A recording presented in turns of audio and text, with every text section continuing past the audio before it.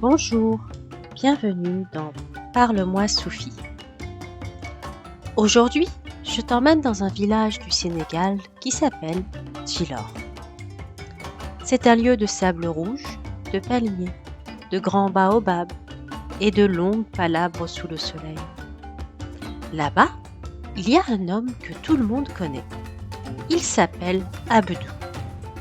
Et dans tout le village, on l'appelle l'avare.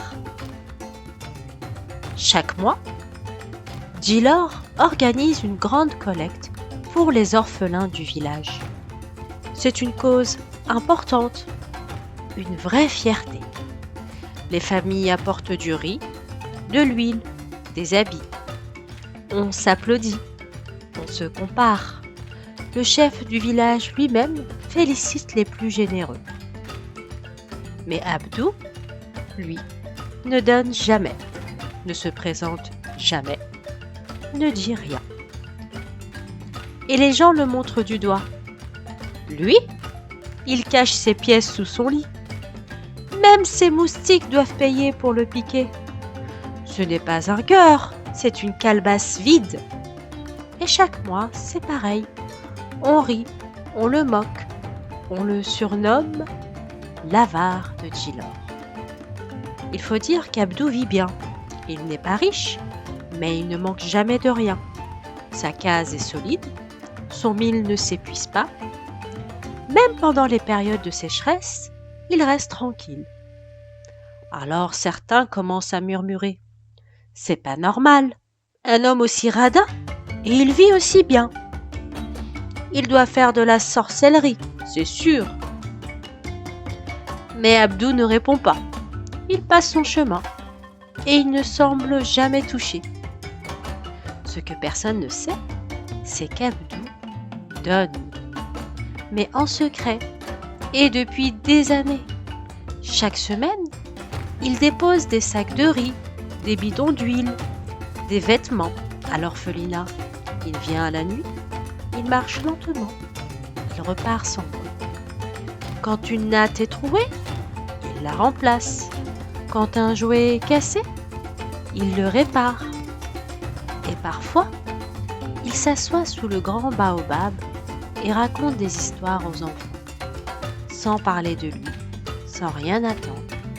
Les enfants l'adorent.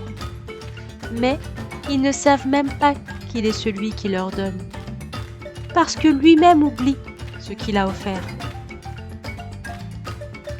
Un mois, la récolte est encore plus grande. On dit que les enfants n'ont plus rien. Alors le village se mobilise.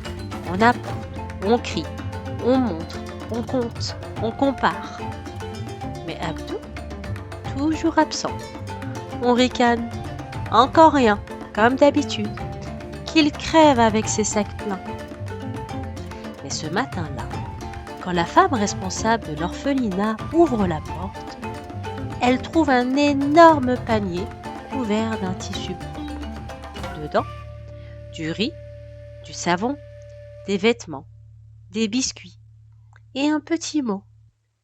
Le petit mot dit « Pour ceux qui ne demandent rien, mais qui méritent tout ». Elle ne dit rien, elle sourit, elle sait.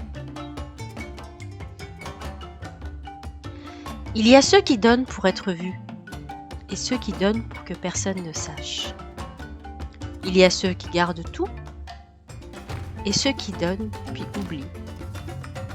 Abdou ne cherche ni remerciement, ni approbation. Il donne comme on respire, parce que pour lui, c'est normal. Et peut-être c'est justement pour cela que Dieu l'empêche de tomber. Alors, ne juge pas trop vite. La vraie générosité est souvent invisible. Si tu veux avancer sans peur, donne sans compter, sans bruit, sans trace. Donne comme on jette quelque chose à la mer et laisse Dieu s'en souvenir à ta place.